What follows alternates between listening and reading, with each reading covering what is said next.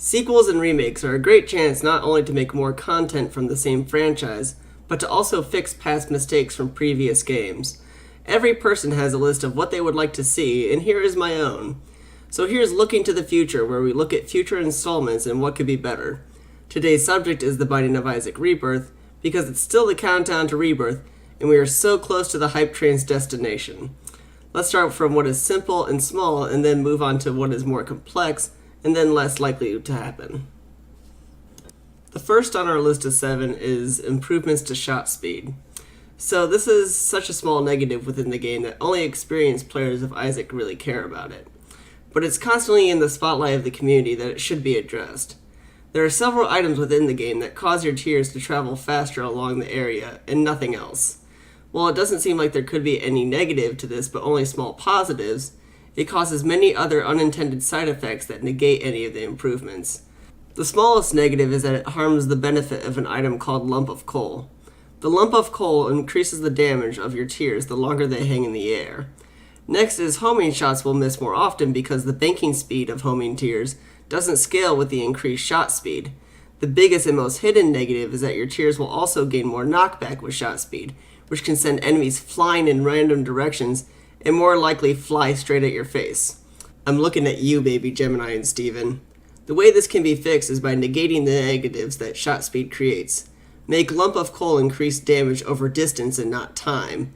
Increase homing shot speed along with the speed increase. And split knockback into its own stat called weight that can be put into other items. In the latest preview stream, you can actually see 2 more stats added to the pause menu. So this could mean that shot speed is being taken into account, or you can just see how much you have along with the luck stat. And number 6 is the ability to gamble faster and with more money. In Rebirth videos, we have seen that there are new beggars that will ask for bombs and keys.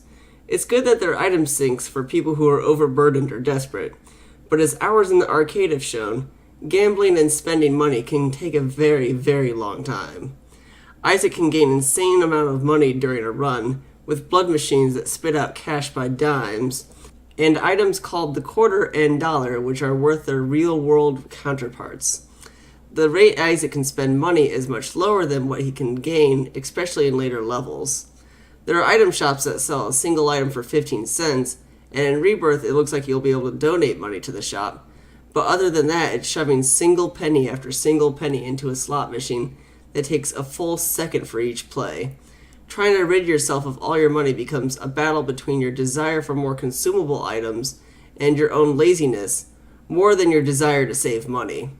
In Rebirth, it would be nice to first crank up the rate at which the slot machine plays, and even allow for greedier slot machines that can take nickels and dimes to play.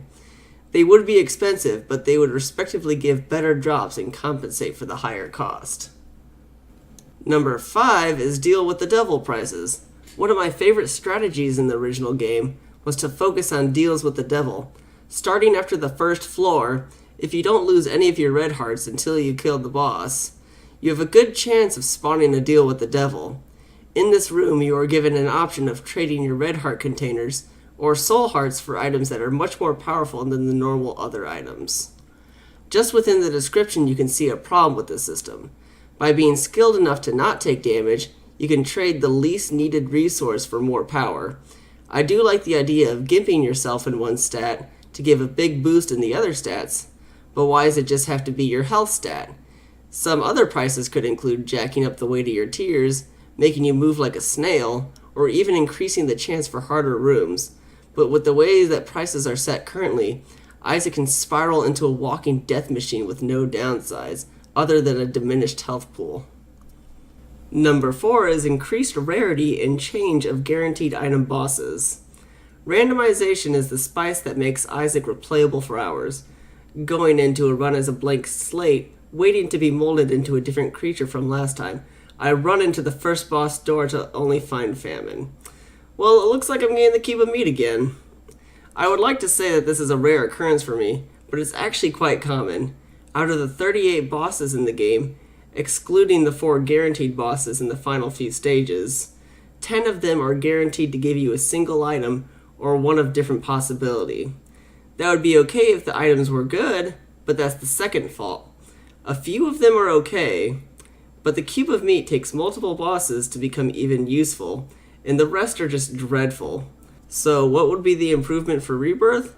Well, first of all, I think that this will be alleviated by the fact that more bosses will be added into the game, creating a bigger pool for the guaranteed item bosses to show up less in. But there should be something else to make the bosses more likable in the first place. When it comes to the horsemen, or the other bosses that give less ideal items, it would seem fair to have them drop an additional item from the normal boss item pool with the guaranteed item.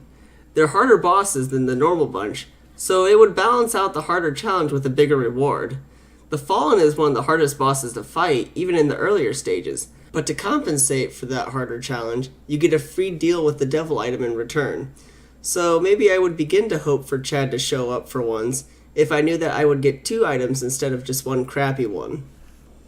Number 3 would be better item descriptions. The most helpful tool for any roguelike player is the game's Wikipedia page.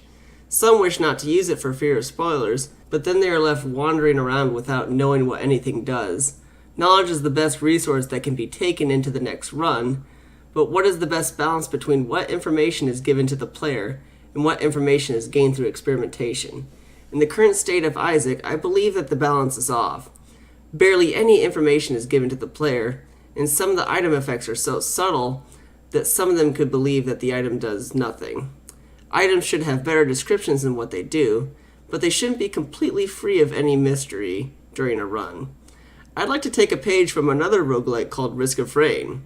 Within Risk of Rain, when you grab an item mid-game, text pops up giving the player a short description if the item doesn't show well what it does, and a hint if the effect becomes obvious with time. In addition to that, when going to the main menu and looking at the item collection, each item has a complete breakdown of what the item does, and even has a little flavor text to add some charm to the item. Next time a player would pick up the item, the player will be able to make a knowledgeable decision based on that item.